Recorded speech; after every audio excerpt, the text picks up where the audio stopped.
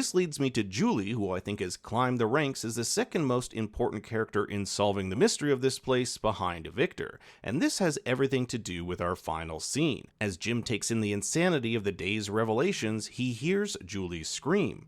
Now, Julie looks markedly different than the last time we saw her in the diner with Ethan. Different clothes, hair, and 3 streaks of blood, perhaps a cut, across her face. This is very similar to the one Randall had from the monsters, which would suggest she was cut by a creature. This Julie could be from a different time, a Julie who is currently storywalking, similar to what she experienced by going over the threshold and getting into Martin's dungeon. She tells her father she thinks, quote, "This is when it happens," and that could be a reference to Jim's death since she states she needs to change the story. This is rather interesting considering Ethan told her you can't change the story once it's been told.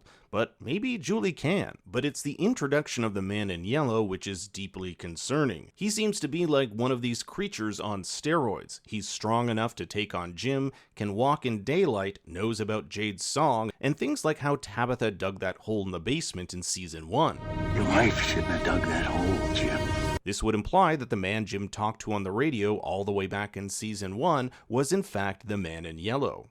Your wife shouldn't be digging that hole, Jim. The man in yellow is also a vision Miranda saw. We see a painting of him in her basement. A lot of people have mentioned what appears to be a scar on his right cheek, which may indicate he is Randall or some past or future version of him. However, there is no such scar on him here. Randall has had a unique relationship with the creatures who specifically requested he be traded for Boyd and the others' safety in episode 304. We know that's when they scarred him. However, what if there was a more nefarious reason they needed him? These creatures perform all sorts of weird rituals, so who knows? I believe the town is in a constant struggle between a good and evil entity. The man in yellow might be the leader of this evil side and either the boy in white or a character yet to be revealed in charge of the good. If we know Tabitha and Jade are good and the boy in white was trying to help them, it would imply the boy in white is good too and should be trusted. As far as we know, the story of this town began with a group of couples who sacrificed their children, believing doing so would allow them to live forever. They sacrificed